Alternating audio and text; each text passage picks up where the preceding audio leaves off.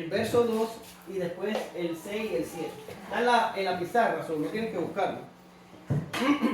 Vamos a leer, y dice: el pueblo que andaba en tinieblas vio gran luz. Los que moraban en tierra de sombra de muerte, luz resplandeció sobre ellos. Porque un niño nos es nacido, hijo nos es dado, y el principado sobre su hombro, y se llamará su nombre admirable, consejero, Dios fuerte, Padre eterno, príncipe de paz. Lo dilatado de su imperio y la paz no tendrán límite sobre el trono de David su padre y sobre su reino, disponiéndolo y confirmándolo en el juicio y justicia desde ahora y para siempre.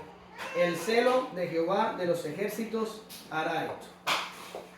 15 días atrás, en la clase pasada, hablamos sobre el nacimiento de Juan y sobre su circuncisión. Vimos cómo su padre recobró el habla y lo primero que hizo fue alabar a Dios con un maravilloso himno. De eso estábamos hablando hace un rato. Y aprendimos que nunca debemos quitar la atención del dador, para ponerle las dádivas, sino que debemos glorificar a Dios por sus maravillosas obras. Pero la historia continúa. En el día de hoy nos toca hablar del nacimiento de Jesús. En la historia bíblica ya pasaron 6 meses. En nosotros pasaron 15 días. Pero en la historia bíblica pasaron 6 meses. Llegó el momento de María. Pero María no está en Nazaret. No está rodeado de su familia ni de sus amistades. María está en una ciudad lejana, usted lo va a ver hoy, con su esposo nada más. Allí le tocará dar a luz a su hijo primogénito. Y hoy veremos qué Lucas tiene para nosotros sobre esta historia. Bien, contenido para la clase de hoy. Vamos a hablar del censo en los primeros 3 versos. Vamos a estar hablando del viaje en los consiguientes 2 versículos. Y por último vamos a hablar del nacimiento en los últimos 2 versos. Son 7 versos nada más en el día de hoy. Y por supuesto que vamos a tener un inciso ahí que se llama aporte a la teología, porque quiero calzar más o menos el impacto que tuvo en la teología que el Hijo de Dios se encarnara y naciera de María. Vamos a ver un poquitico, no voy a meterme muy profundo en eso, pero lo necesito calzar para el futuro. Así que vamos a ver el censo. Dice: aconteció en aquellos días que se promulgó un edicto de parte de Augusto César, que todo el mundo fuese empadronado. Este primer censo se hizo siendo Cirenio gobernador de Siria, e iban todos para ser empadronados, cada uno a su ciudad. Ya, ahora, lo primero que tenemos que valorar aquí es que allí dice en aquellos días. En aquellos días es la tendencia que hemos estado viendo de Lucas en conectar la historia. Él empezó, ¿verdad? En el 1.1, te escribo a ti, oh excelentísimo Teófilo, y empezó a conectar una historia que él investigó bien y que él indagó bien y que él buscó fuentes primarias. Y cuando estuvo bien documentado, él la desarrolló, pero la historia está perfectamente conectada. Empezamos con el anuncio del nacimiento de Juan, después el anuncio del nacimiento de Jesús, después el viaje de María a casa de Elizabeth, después vino el nacimiento de Juan, pero siempre cada historia, si usted me ha seguido los mensajes, dice en aquellos días o después de aquellos días o en el 6º mes, siempre Lucas conecta una historia con la otra. Y ahora dice en aquellos días. En aquellos días, quiere decir, durante los 6 meses que pasaron entre el nacimiento de Juan y el nacimiento de Jesús, en algún momento, durante esos 6 meses, se promulgó un edicto de parte de Augusto César. Ahora, se promulgó un edicto. ¿Qué significa eso? Eso era una orden imperial. Era una orden que bajaba desde el emperador o allá el máximo jefe romano, como usted le quiera llamar, ¿verdad? Y bajó hacia abajo la orden de que tenían que hacer un censo. ¿Ya está? Ahora, la idea del emperador era contar su gente, ¿ya? Contarlos, saber, a ver, ¿cuántos tengo aquí? 1, 2, 3, 4, tengo 10. Bien, pues ya sé entonces cuánto me tiene que entrar a mí de tributo. Ahora, ¿quién fue el que promulgó el edicto? ¿Quién lo promulgó? ¿Qué dice el texto? Augusto César. ¿Ya?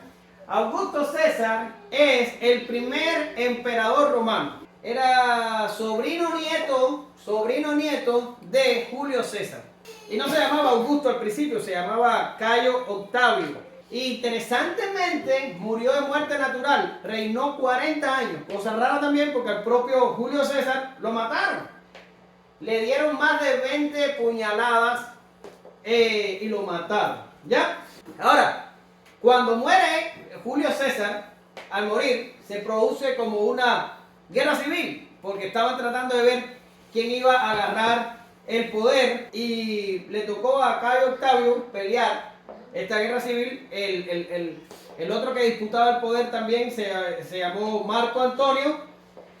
Y cuando este Cayo Octavio venció a Marco Antonio en la guerra aquella, y no fue el único vencido, fueron más vencidos, pero Marco Antonio era el más importante, el Senado romano nombró a Cayo Octavio, lo nombró Augusto. Augusto significa majestuoso. Y de hecho, los judíos y los cristianos encontrarían una objeción de llamar a un ser humano Augusto. En el anexo que les puse a ustedes al final del estudio, ustedes pueden ver ahí más información. Por el momento, para propósito de la clase, lo que hemos dicho de Augusto César ya usted por lo menos lo ubica. Bien, todo el mundo. Aquí no se está refiriendo a todo el mundo, al globo terrestre completo con todas las tribus y naciones. Se está refiriendo a todo el imperio romano. Es el todo por la parte por el todo. Ahora, después viene y tenemos que hablar de el censo, porque era un edicto para que todo el mundo fuera empadronado. ¿Ya? Ahora, en el censo tenemos un problema. Usted no lo nota, pero existe el problema. ¿Y cuál es el problema?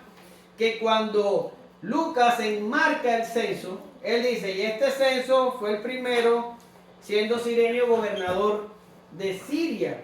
Y lo que pasa es que tenemos un descuadre cronológico y el censo ese que dice Lucas no coincide con un censo que haría Cirenio un poquito más adelante. Entonces, tenemos un problema porque aquí está diciendo Lucas que el censo se hizo bajo Cirenio, pero nosotros sabemos que Cirenio, el gobernador de Siria, no empezaría a gobernar en Siria hasta que Jesús tenía 10 años. Eso tenemos un problema.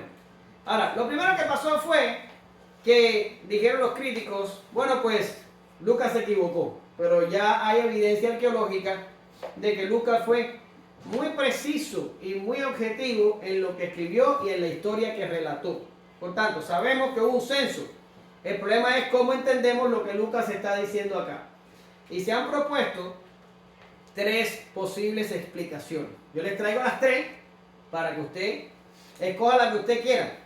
Ahora, antes de caer en la parte del censo, voy a dar otro datito que es importante que a veces no sabemos. Y es que cuando se da un censo, tal y como pasa en la actualidad, el censo no es un solo día o una sola semana, dan una ventana de tal mes a tal mes o más o menos. Ajá, en la antigüedad era igual. En la antigüedad era un año. Se daba un año entero para que las familias se movieran y hicieran lo que tuvieran que hacer. Porque a veces te agarraba un censo y tú estabas en solo Dios sabe dónde. Tenías que regresar a tu ciudad. Y se te daba ese tiempo. Contando que tampoco había aviones, ni autobuses, ni nada que te moviera rápido. Generalmente la gente se movía a pie. Ahora, dicho esto, vamos a irnos con las explicaciones. La primera explicación dice que el censo tardó en aplicarse. ¿Qué significa? Bueno, Lucas está diciendo que Augusto dio el edicto y dijo, haga un censo, que necesito saber cuánto dinero me tiene que pagar la gente. ¿Ya? Esto fue lo que dijo. Pero en lo que Augusto lo dijo, se realizó el censo y después vino la política de impuestos, tardó 10 años en implementarse. Y cuando esto se implementa en Hechos 5:37, no lo busque ahora, usted lo puede buscar después. No, se tengo que. Pero aquí, después de este se levantó Judas el Galileo en los días del censo. ¿Ve? ¿Qué dice en los días del censo? Dice, y se llevó en pos de sí a mucho pueblo. Pereció también él y todos los que lo obedecían fueron dispersados. Ahora, es interesante, en los que le obedecían fueron dispersados, sí, fueron dispersados, pero estos se volvieron a organizar en lo que nosotros conocemos como la revolución celote, y se volvieron a organizar y bajo otros líderes siguieron, vamos a decir, provocando a Roma y provocando a Roma. Y como decía mi abuelo, tantas veces va el cántaro a la fuente hasta que se rompe. Y Roma se obstinó y vino y destruyó Jerusalén, destruyó el templo y destruyó todo por cuenta de esta revolución de los celotes. Ahora, aquí está haciendo referencia al censo, pero este censo que está haciendo referencia, como ya les estoy diciendo, tiene 10 años de diferencia. ¿Qué dicen los estudiosos? Bueno, se hizo el censo, pero en lo que la información se recaudó fue a Roma. La procesaron los que tenían que ver sobre eso y la bajaron a los lugares.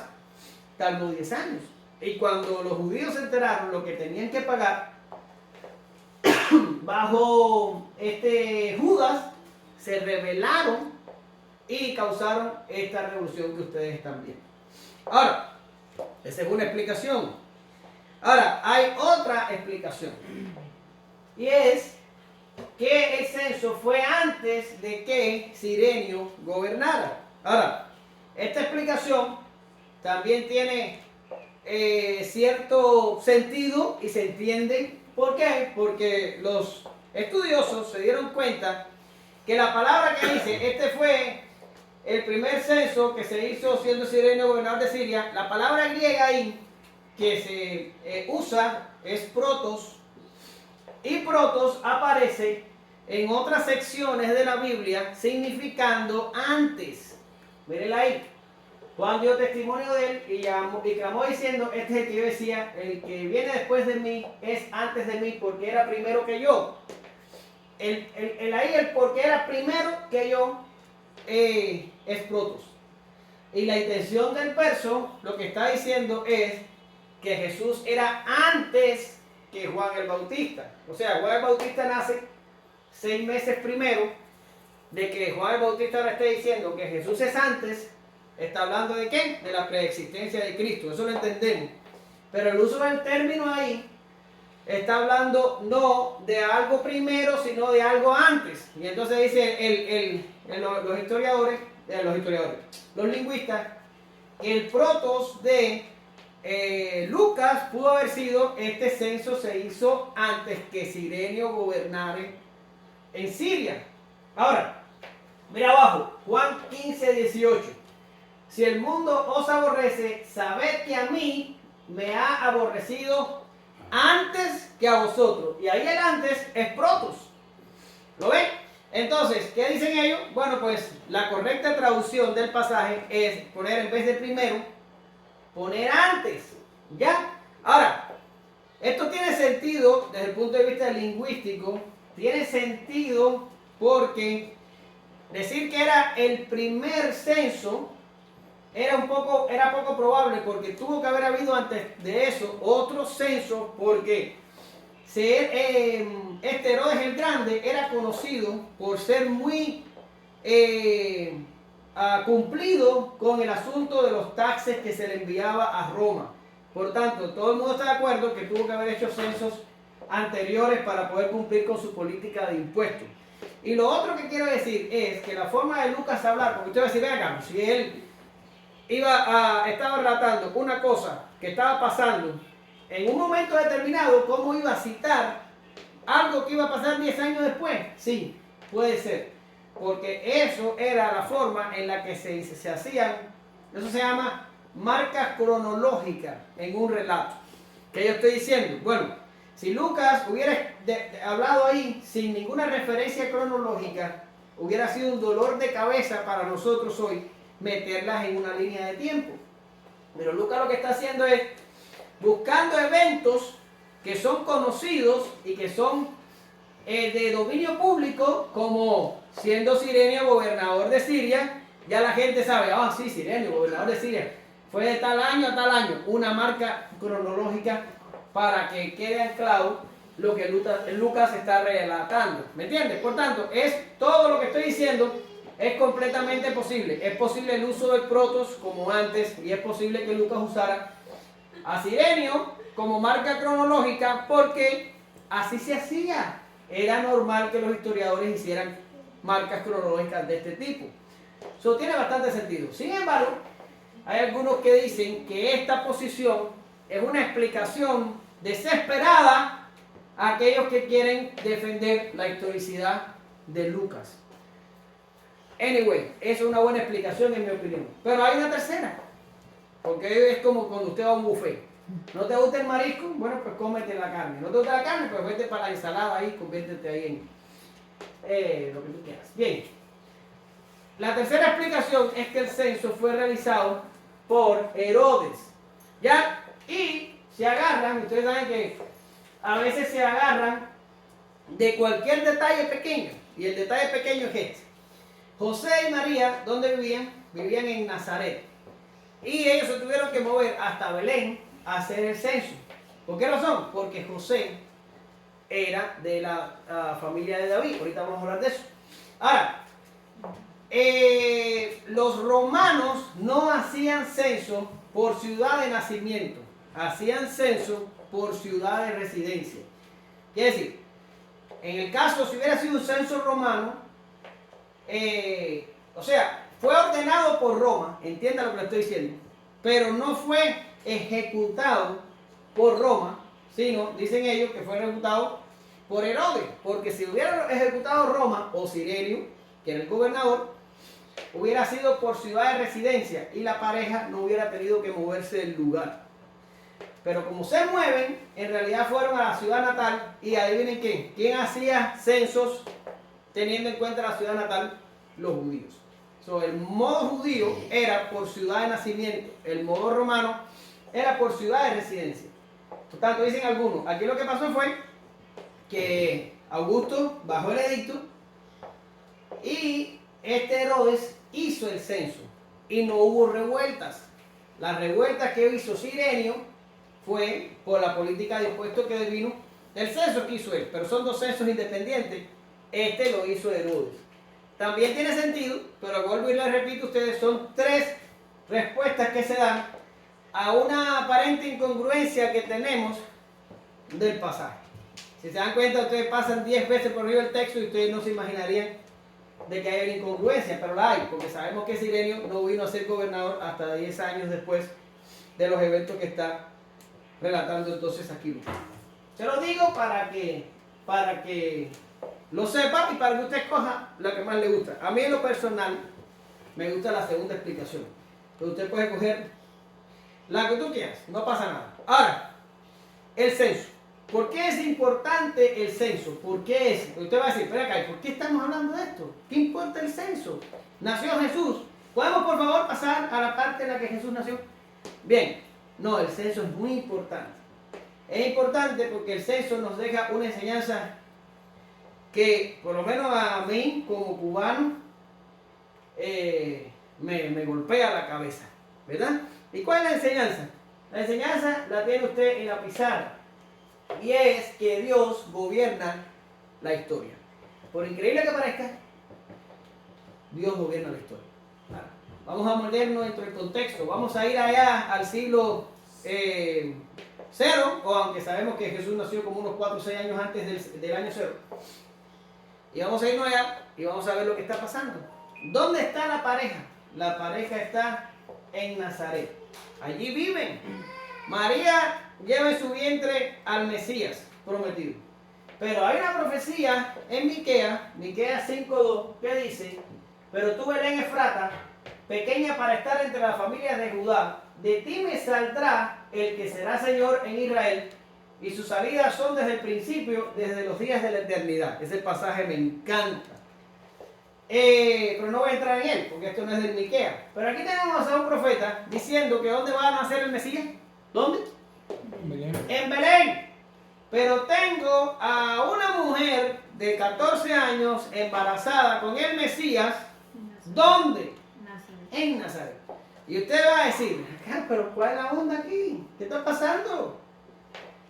Dios se busca a uno para ser la nación de Israel, se busca a Abraham. ¿Y quién era? No tú sabes, el otro. Abraham, y se lo busca, y tú dices, ¿en serio? La mujer es estéril.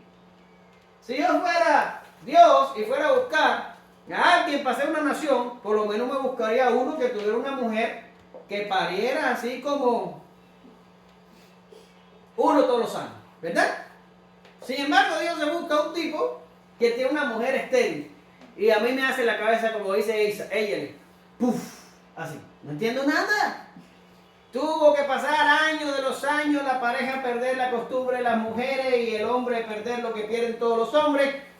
Todo pasó, cuando todo estaba perdido, se aparece Dios, le revoluciona la cabeza y le dice, en 9 meses estoy aquí y vas a darte cuenta que Sara tuvo un hijo. ¡Pum! Dice, ¿what? ¿Qué pasó aquí? ¿Ya? Pero aquí vemos a Dios exactamente igual.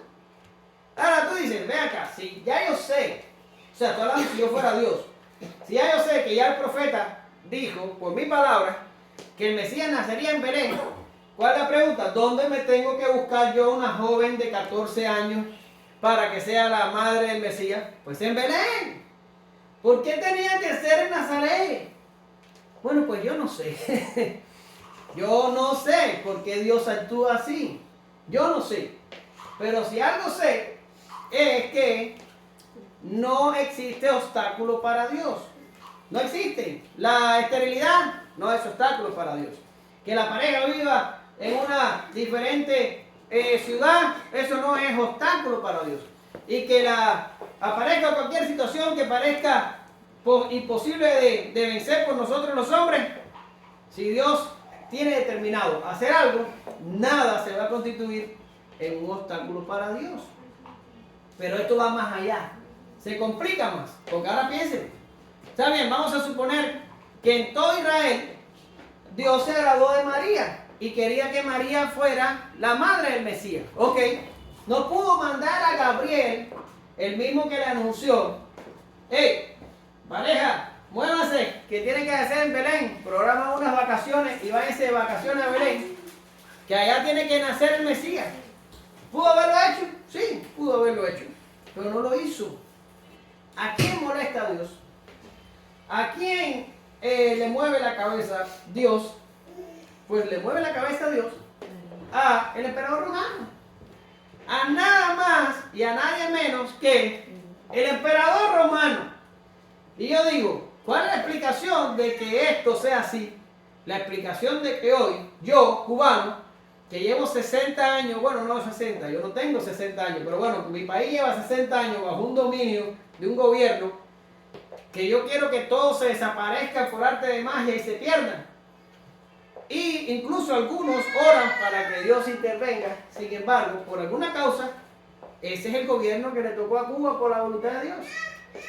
Y nosotros los cristianos deberíamos decir, es Dios el que gobierna la historia. ¿Ya? Y pudiéramos hablar un poquito más de eso, pero yo creo que no es necesario. Ustedes están entendiendo por donde yo voy. Dios no manda al ángel a la pareja, no le dice, muévanse que tiene que nacer en Belén, muévanse para Belén. No lo va a hacer más tarde, según Mateo. No se le va a aparecer en sueños a José y le va a decir, hey, dale para Egipto porque van a intentar matar al niño. No lo hizo. ¿Por qué no lo hace ahora? Porque Dios quiere que entendamos que Él controla la historia. Él está al mando. No está usted, no está el diablo, no están los presidentes, no están los gobiernos, no está la agenda 2030 esa que anda por ahí, o la agenda globalista, o los extraterrestres, o los reptilianos, o cualquier tontería que usted encuentre en internet. No está al mando. No lo está. Dios tiene el control de la historia. Absolutamente tiene el control de la historia. Miren, Isaías 46 del 9 al 11. Acordaos de las cosas pasadas desde los tiempos antiguos, porque yo soy Dios. Ahí se cortó, déjame leerlo desde aquí. No, si no lo tengo en el estudio, así que olvídalo, vamos a tener que leerlo allí. Y no hay otro Dios, y no hay semejante a mí, que anuncio lo por venir desde el principio, y desde la antigüedad, lo que aún no era hecho. Escucha, ¿qué digo? Mi consejo permanecerá, y haré, ¿qué dice ahí? Todo lo que quiero, que llamo desde el oriente al ave, y de la tierra lejana al varón de mi consejo. Yo hablé, y lo haré venir. Lo he pensado y también lo haré. ¿Usted lo está viendo, hermano? Porque a veces caemos en una serie de consideraciones que nos llevan a un estrés en nuestra vida y a un descontrol momentáneo, porque empezamos como pensando que nosotros tenemos el control, o que otros alrededor nuestro tienen el control, o que yo en algún momento tenía el control y lo perdí, o que alguien me robó el control y lo tomó él. Cosas así. Hermano, esto es un pensamiento pagano. Esto es un pensamiento de que hay que leer el zodiaco porque las estrellas dominan sobre la vida y que no sé qué, o no sé cuánto, o a preguntarle a no sé quién, o no sé qué. Esto es pagano. La vida nuestra, y sobre todo de nosotros que somos los hijos de Dios, está gobernada absolutamente por Dios. Pero esto va más allá. Dios gobierna sobre los impíos. Dios gobierna sobre las estrellas. Dios gobierna sobre los reyes. Dios gobierna sobre Dios gobierna sobre el diablo. Sobre el diablo. Paz, por favor, tranquilícense. Yo mismo, paz. Hay que estar tranquilos, confiados. Y sabemos que a los que aman a Dios, todas las cosas os ayudan a bien. Esto es los que conforme a su propósito son llamados. ¿Cómo Dios pudiera prometer semejante cosa si Él no tuviera el control de la historia? Pero Dios tiene el control. Aunque tú pienses que tu vida está absolutamente descontrolada, Dios tiene el control sobre tu descontrol. Tenemos que empezar a tener paz. Tenemos que empezar a creer la Biblia. Otro texto. Y este texto es muy interesante. Miren, dice: le mandaré contra una nación pérfida, y sobre el pueblo de mi ira le enviaré, para que quite despojos y arrebate presa, y lo ponga para ser hollado como lodo de las calles. Y entonces ahora viene lo importante. Dice, aunque él, está hablando de un rey, aunque él no lo pensará así, ni su corazón lo imaginará de esta manera, sino que su pensamiento será desarraigar y cortar naciones no pocas. Aquí lo que está pasando es algo que Dios usa muchas veces en el Antiguo Testamento. Y aquí Él había ordenado al rey de Asiria, con A, convertirse en la instrumento de ira contra el pueblo de Israel. El pueblo de Israel había pecado, ya Dios se había cansado, y Dios necesita a alguien que venga y se convierta en el instrumento de su castigo. ¿Y a quién agarra? Al rey de Asiria. Y mira lo que está diciendo el texto. Dice que yo lo envío para que sea el instrumento de la ira mía, y te estoy enviando contra mi pueblo para que tú quites despojos, arrebates presas y ponga para ser hollado, y todo lo que está diciendo ahí. Pero oiga lo que está diciendo el profeta. Dice, aunque él no lo pensará así, ni su corazón lo imaginará de esa manera. Quiere decir, el rey lo que ve es Israel y dice, voy a ir para allá y voy a destruir y voy a acabar y voy a hacer y voy a deshacer. Pero ¿qué pasa? Dios está diciendo, a él lo puse yo ahí para que vaya a Israel y haga exactamente lo que está pensando. Y él no se va a imaginar que es mi instrumento. A él no le pasa ni por la cabeza. Pero esa es la manera en la que yo gobierno sobre él. Y no eso. Después yo voy a traer una nación más poderosa que él y lo va a juzgar a él por lo que le hizo a Israel. ¿Usted entiende lo que está pasando aquí? Es bien complicado porque Dios dice, ve esto Israel, y no te preocupes que ahora yo voy a mandar a uno mayor que tú para que te destruya a ti por haber destruido a Israel. ¿Cómo? Sí. Así mismo. Dios gobierna sobre las naciones. Dios necesitaba a María y a José en Belén. Y pudo haber ideado cualquier manera de lograrlo. Pero molestó al supremo jefe del imperio romano, al emperador romano. Y le dijo, un censo. Y se levanta. Hoy se me ocurre que voy a dar un edicto para que haga un censo. No, dijo, no, a ti no se te ocurre nada. Tú eres instrumento en las manos de Dios. Espérate, ¿de quién me estás hablando? ¿Del emperador? Sí, te estoy hablando del emperador. Un edicto ahí, para que cada cual vaya a su lugar y se empadrone. ¿Lo ven? Dios tiene el control de la historia. Absoluto, hermano. Lo tiene. Tenemos que tener paz. Por favor. Ahora nos vamos al viaje. Y subió José de Galilea, de la ciudad de Nazaret a Judea, a la ciudad de David que se llamaba Belén, por cuanto era de la casa y familia de David, para ser empadronado con María su mujer, desposada a él, la cual estaba encinta. De Nazaret a Belén. Bien, vamos a hablar un poquito nada más. Vamos a hablar de Belén.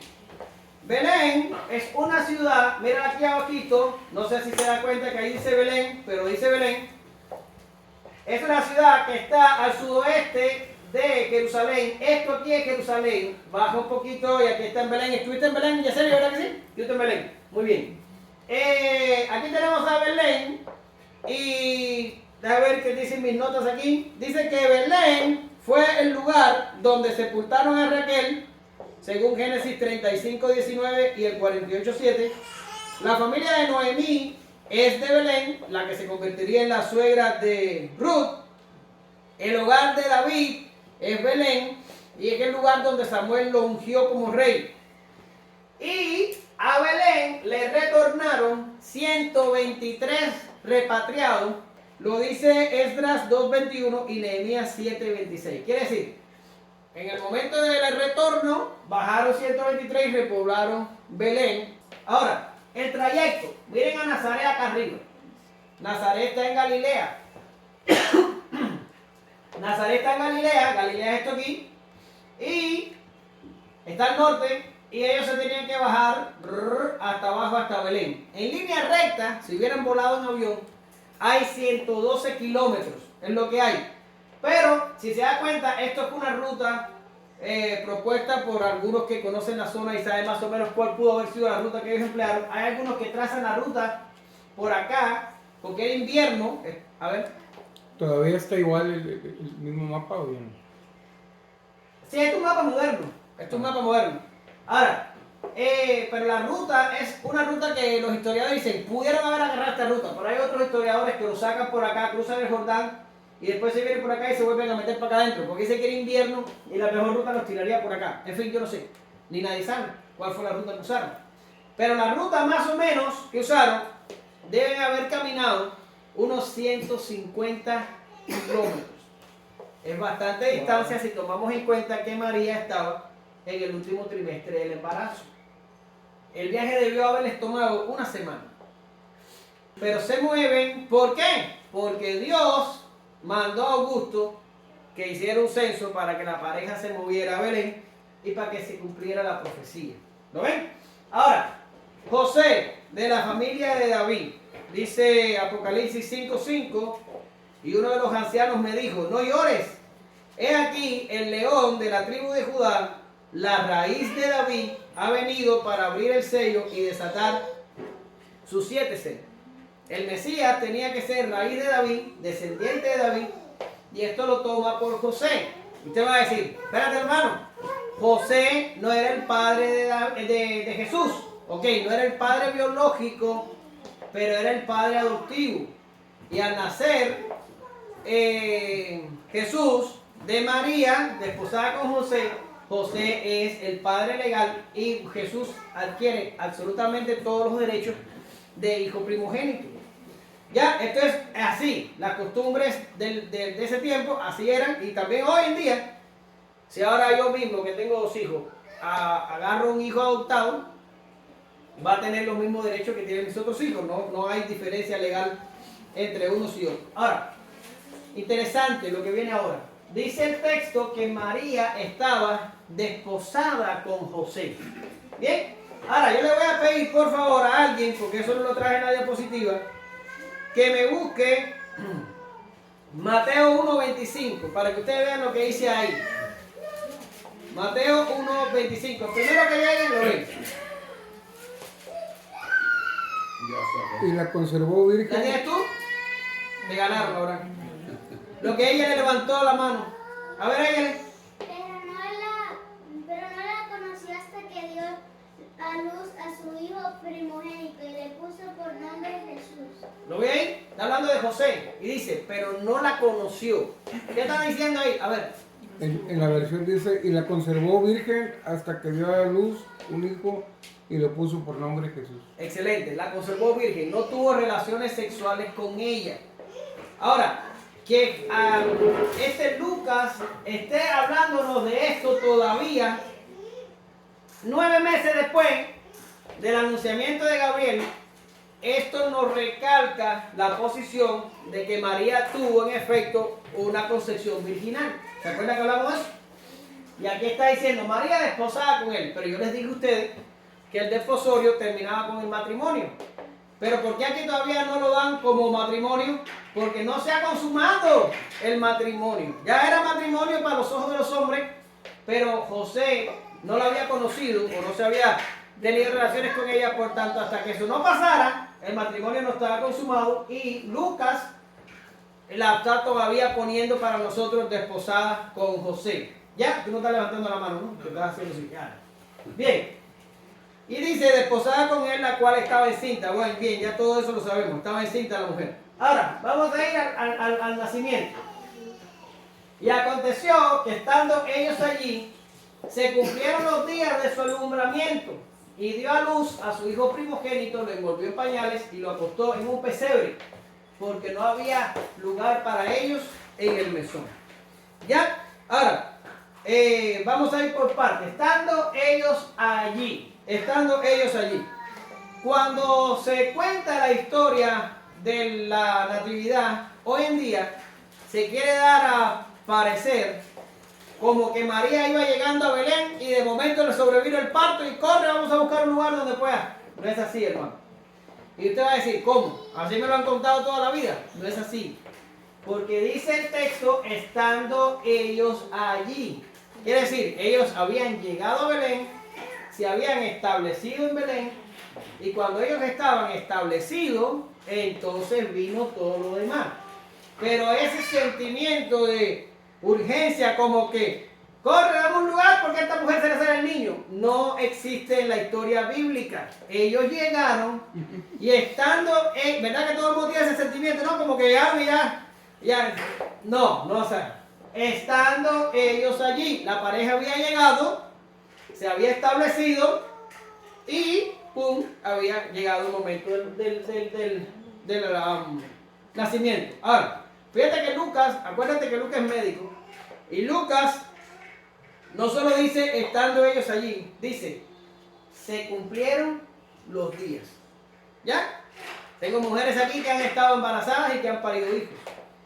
Y tú sabes más o menos que después que tuviste relaciones, tú cuentas unas 40, 42 semanas y más o menos por ahí, en algún día se te cumplen los días.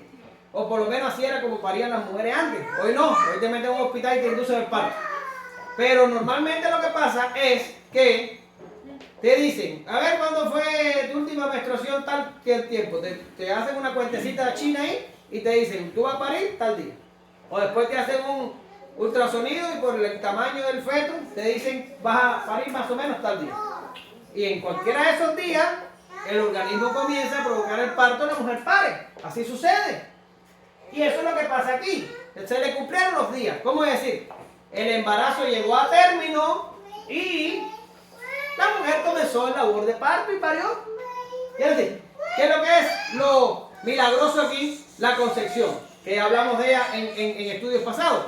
La concepción es milagrosa. Pero el embarazo, ¿cómo fue? Normal. Pero ¿cómo fue el parto de María? Normal. ¿Cómo parió María? Como pariste tú, como parió mi mujer, como parió Diana.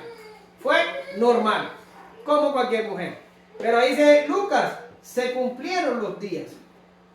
Llegó el momento de parir, la mujer parió. De nuevo, no cogió a la pareja por sorpresa. No estamos hablando de gente como que no entiende lo que está pasando a su alrededor. No, ellos salieron de Nazaret sabiendo que el bebé iba a nacer en Belén. Pero no solo esto, hay algunos que creen que José se apresuró en llegar a Belén, no solo por el censo, sino porque también eran conscientes de la profecía de que el Mesías nacería en Belén. No hay nada malo con esto.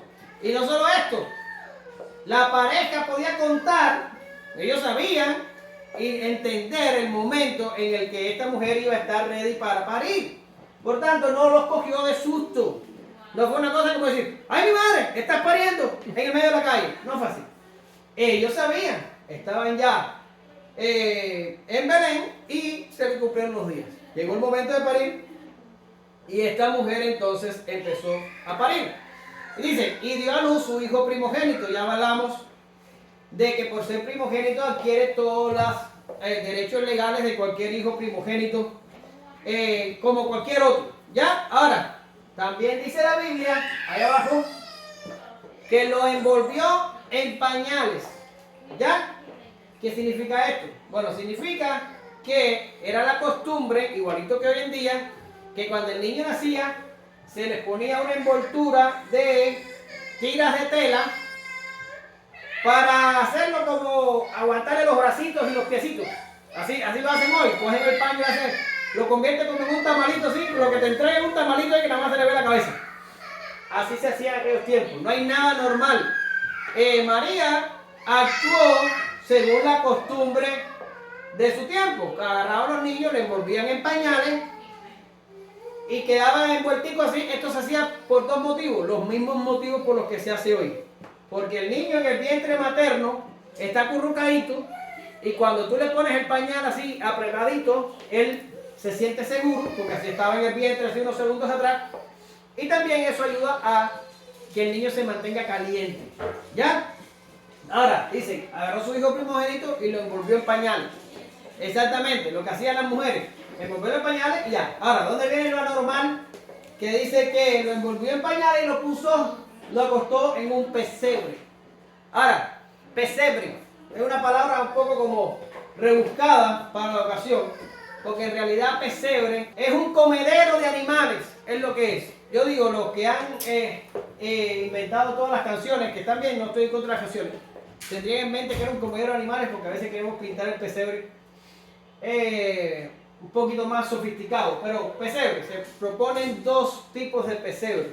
El pesebre de madera, que es el tradicional que nosotros usamos acá para un poco decir lo que pasó.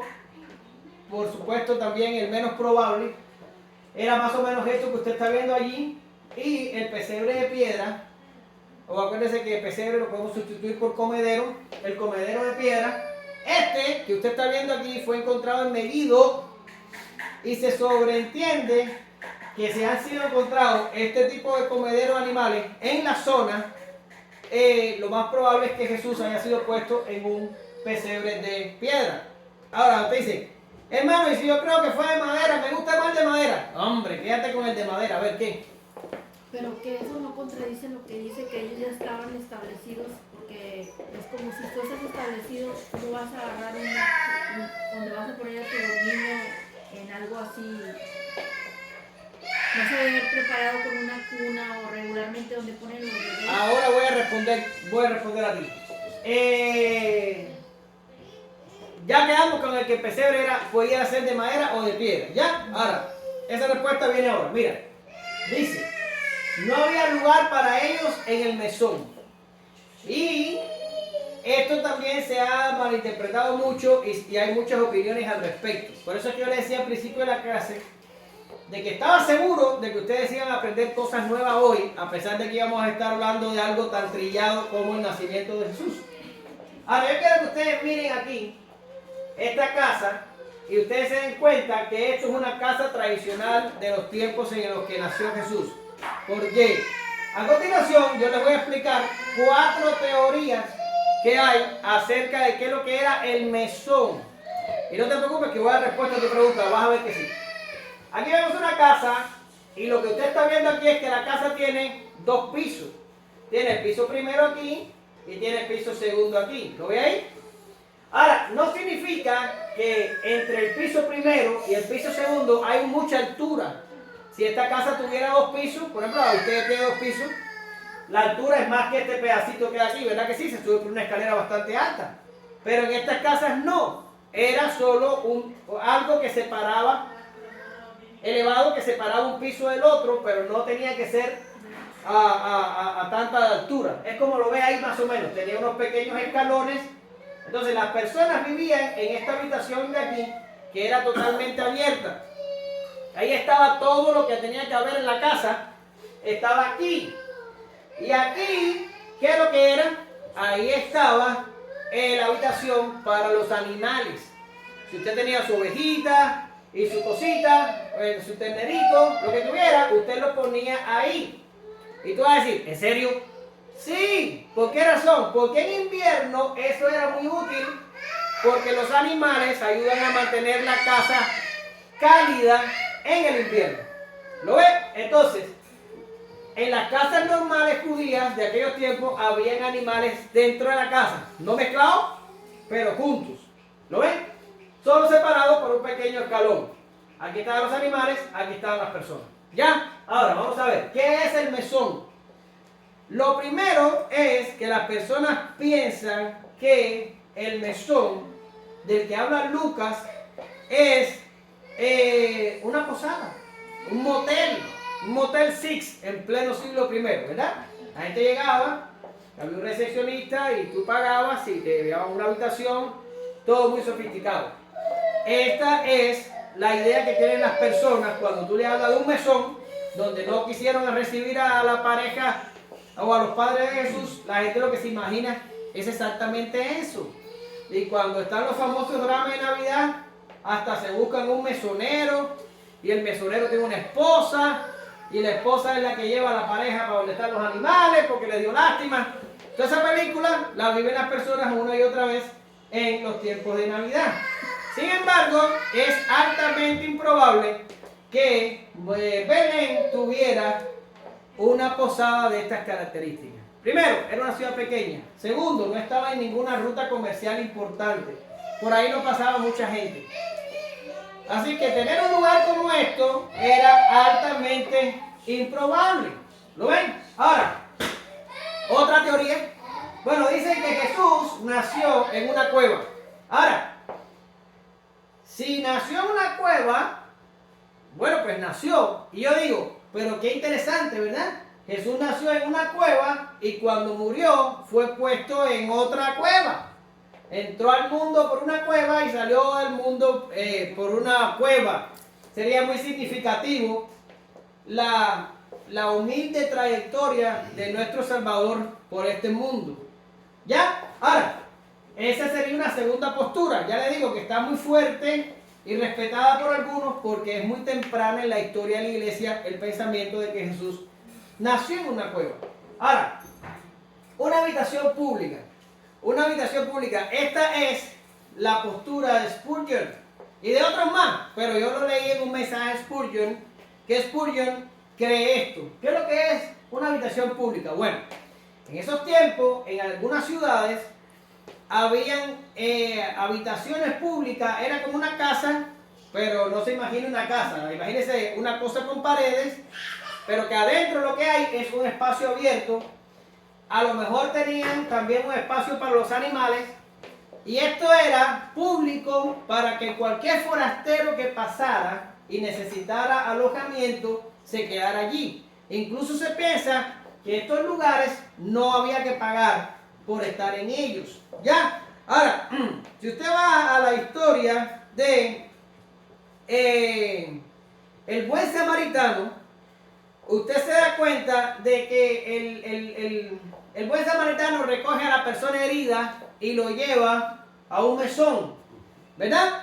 Incluso hasta le paga a alguien para que lo cuide en lo que regresa y todo lo demás. Bien, la palabra griega que se emplea allí es pandokeio, o cualquier cosa similar a eso. Y eso significa alojamiento público. Por tanto, pandokeio, o como se pronuncie, habla de una habitación que era para los forasteros que pasaban, se quedaban ahí. Acuérdense de que en estos países de la parte de lo que es el Medio Oriente, las políticas de hospedaje son muy importantes. Quiere decir, a nosotros no nos preocupa que haya una persona durmiendo en la calle o que haya una persona que necesite albergue y no lo tenga. Pero para esta gente en el Medio Oriente, ser hospedador era algo muy importante y culturalmente muy significativo. Ahora, hacían estos lugares para que nadie tuviera que dormir en la calle. Allí se hospedaba la gente que no tenían familias en el lugar, que no tenían dónde dormir. ¿Ya? Y dice Spurgeon que posiblemente Jesús nació en un lugar así. Y lo vemos también aquí en el caso de la parábola del buen samaritano. Ahora, la parte mala con esta interpretación es que Lucas no usa pandokeion como palabra en mesón. Lucas usa otra palabra, la tenía aquí por algún lugar, que creo que es kataluma, pero ahora se me perdió las notas, pero no pasa nada, probablemente sea algo así como kataluma. Ahora, perdón, al Lucas emplear una palabra diferente y no pandokeio, entonces estaríamos diciendo que probablemente Jesús no nació en este tipo de lugar. A lo mejor nació en la cuarta parte, que es una habitación privada. ¿Qué pasa? Que algunas casas de judíos, además de tener una habitación aquí para las personas de la casa, también tenían anexada a la casa otra habitación para huéspedes. Yo me imagino, los que podían tener una casita más grande, tenían una habitación para los que vivían en la casa, una para los animales abajito, y al ladito había una para huéspedes. ¿Ya? Kataluma significa esto, una habitación para huéspedes. ¿Dónde es usado kataluma? Bien, en Marcos 14:14 dice, y donde entrare, decida el señor de la casa. El maestro dice, ¿dónde está el aposento donde he de comer la Pascua con mis discípulos?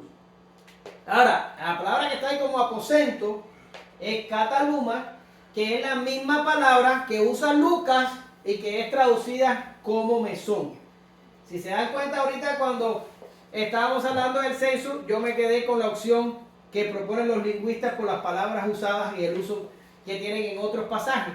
Y siempre trato de hacer eso, de quedarme con el texto y no con cualquier otra cosa. Y por eso a mí me gusta más la idea de habitación privada. Pero si tú quieres cueva, ahí quédate, no pasa nada. Ahora, lo que sí no es una posada con mesonero y con cuartos y con todo aquello demás. Es un disparate. Ahora voy. Kataluma es usada para hablar del aposento donde Jesús tuvo la última cena. Si usted va a Lucas 22:11, igualito. Y decir al padre de familia de esa casa, el maestro te dice, ¿dónde está el aposento donde he de comer la Pascua con mis discípulos?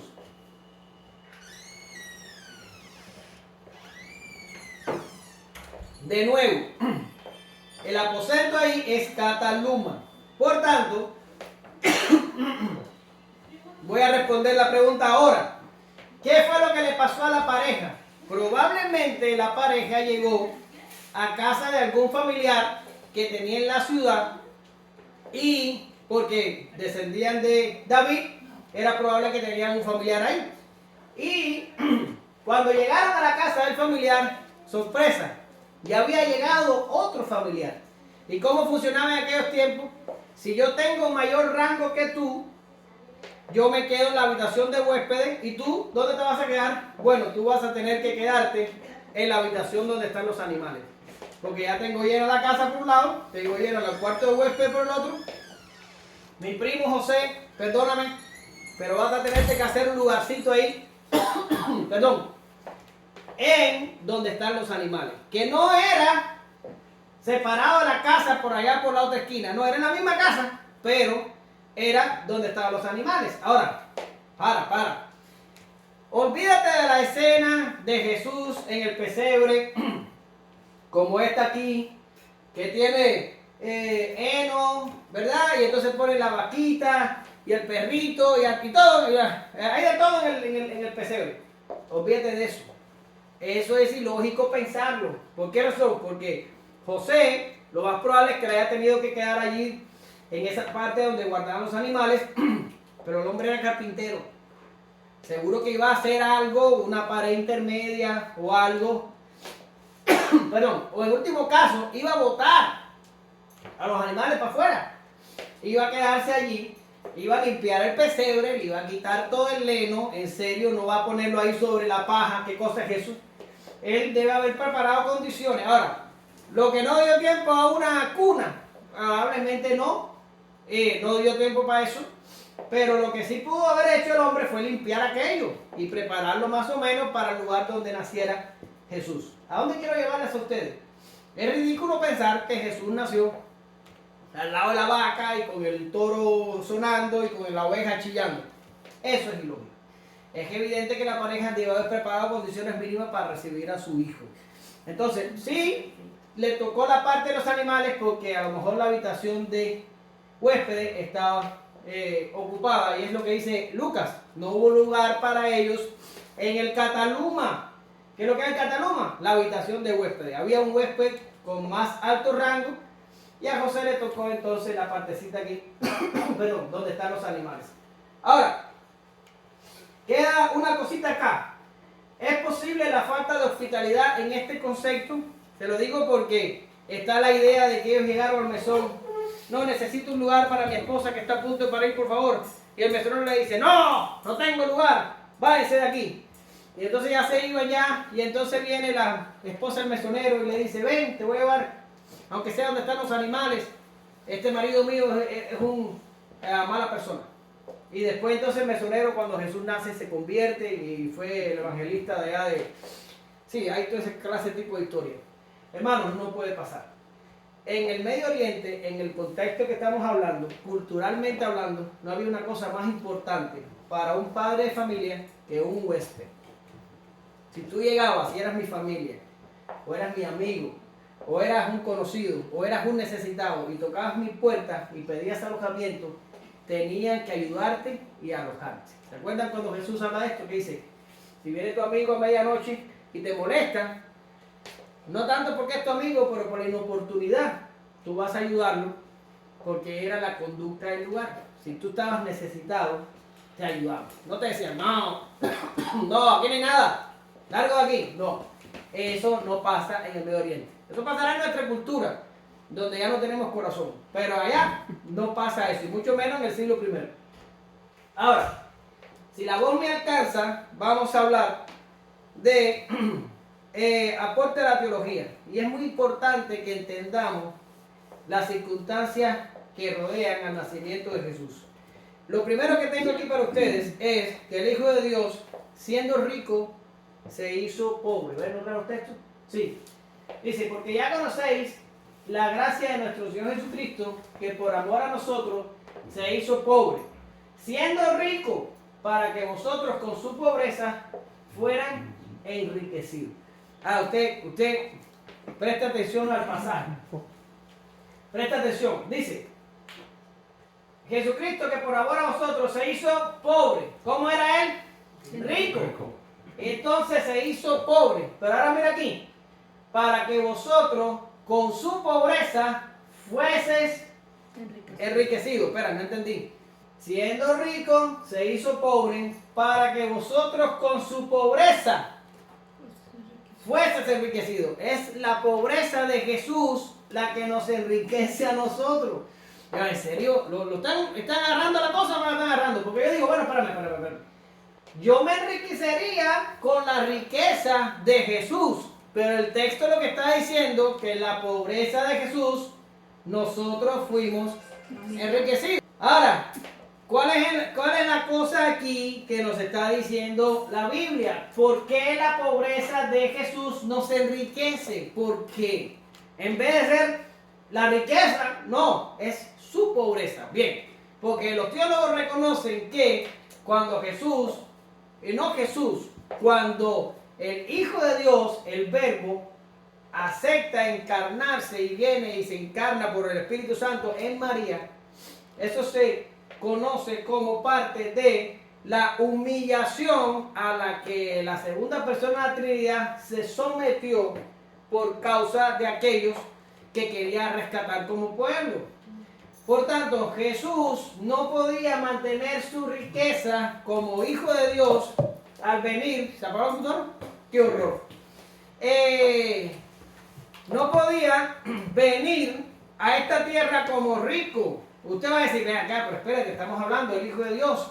Debió haber nacido en un palacio con cuna de oro y con miles de personas sirviéndolo y que no sé qué. Sí, porque ese es nuestro pensamiento carnal que nos lleva a pensar que Jesús necesitaba todo eso, como muchas veces también pensamos que nuestros hijos necesitan todo eso. No es así, hermano. Jesús tuvo que venir a este mundo y nada más la idea de venir y encarnarse lo humilla. Es más, el otro día en las clases de teología que decíamos, la santidad de Dios es tan majestuosa que no podemos ni siquiera definirla con conceptos, no podemos ni siquiera darnos una idea de lo que es. Nosotros no podemos ni siquiera aproximarnos. Ahora, toda esa gloria, toda esa majestad, toda esa cosa que nosotros ni siquiera podemos llegar a definir, Jesús o el Hijo la tenía en el cielo. La tenía. Y cuando Él baja, y cuando digo cielo no me estoy refiriendo a los pajaritos, por favor. Cuando Él baja y se encarna, Él sufre lo que se conoce en teología como una kenosis, un vaciamiento. Él pierde esa gloria y momentáneamente, y Él deja toda esa majestad, y Él deja todo eso atrás. Dice, por eso que dice Filipenses, no estimó el ser igual a Dios como cosa que aferrarse, sino que ¿qué? Que se despojó. ¿De qué se despojó? De todo eso, no de la divinidad. Él no puede dejar de ser Dios. Él se despoja de toda la gloria que equivale a ser Dios. Y esa es la riqueza que pierde. Y cuando Él entra en forma de hombre o hecho similar a los hombres o semejante, Él se empobrece. Ahora, ese empobrecimiento es tomar nuestra forma humana. Ahora, ¿por qué el empobrecimiento de Jesús nos enriquece a nosotros? Porque al Él tomar la forma nuestra, Él puede obtener lo que nosotros no podemos obtener. ¿Lo ven? ¿Usted hubiera podido ganar su salvación? ¿Hubiera podido ganarla? ¿Hubiera podido cumplir la ley sin fallar usted los mandamientos? ¿Hubieras podido, Martín? ¿Hubieras podido? ¿Verdad que sí? No, dice que no. ¿Y tú, Manuel? ¿Hubieras intentado? Aunque sea por una semana. ¿Hubieras podido ganar la salvación, Diana? No hubiera podido. Yo tampoco hubiera podido. Ni 10 minutos, ni un minuto hubiera yo podido sostener mi salvación con mi fuerza. Ahora, Jesús se tuvo que hacer pobre, se tuvo que hacer hombre para Él poder obtener por nosotros lo que nosotros no podemos obtener. Pero Él tenía que empobrecerse, Él tenía que hacerse como uno de nosotros. Al ser uno de nosotros, Él guarda obediencia perfecta y Él muere en la cruz como uno de nosotros. Y por eso es que se nos puede imputar a nosotros su mérito. ¿Por qué se nos puede imputar? Porque Él es hombre igual a nosotros. Por tanto, y de nuevo, no es su riqueza lo que nos salva, es su pobreza.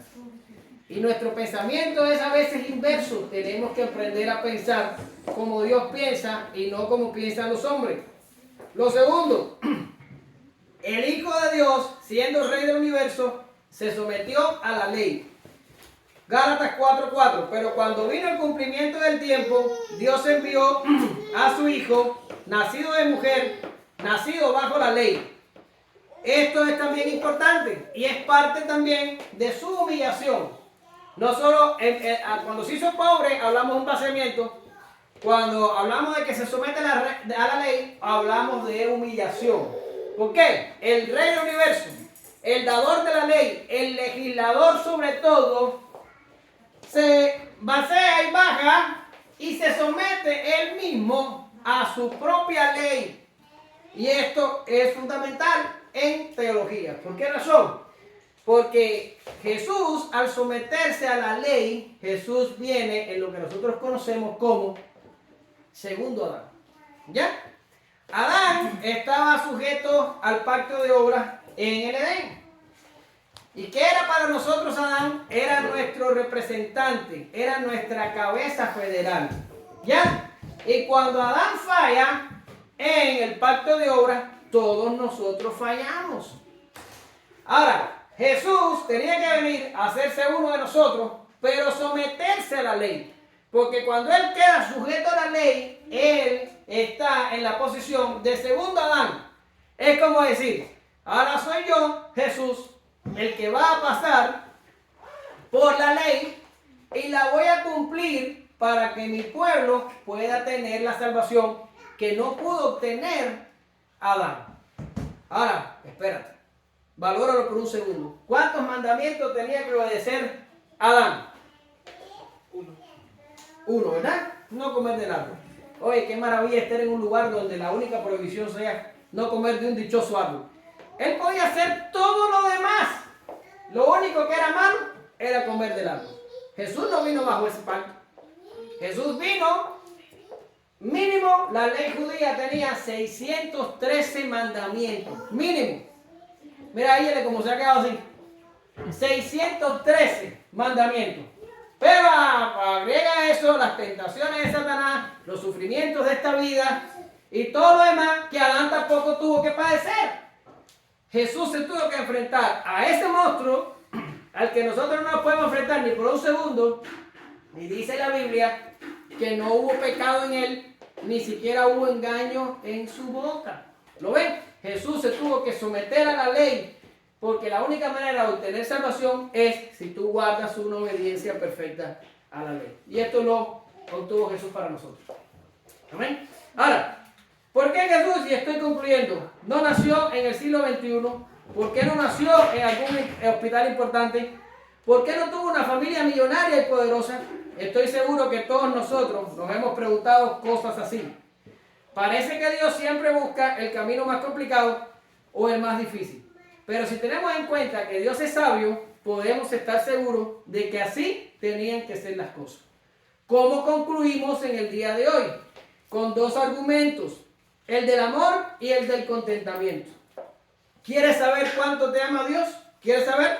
Bien, el amor de Dios es proporcional a lo que el Hijo tuvo que renunciar para venir a este mundo y nacer.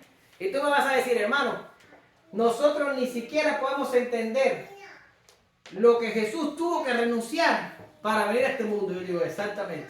Nosotros ni siquiera estamos al 10% de saber el gran amor que tuvo Dios para con nosotros al enviar a su Hijo a esta tierra a tomar forma de hombre. Exactamente. No entendemos. No entendemos ni lo uno ni lo otro. Pero debe ser algo bien grande. Y lo otro es el argumento del contentamiento, que nos recuerda que antes de andar enojados por lo que no tenemos y antes de estar haciendo oraciones vanas, pidiendo cosas, recordemos que Jesús tuvo cuando nació y entonces comprenderemos que Dios nos ha dado demasiado. Seamos agradecidos.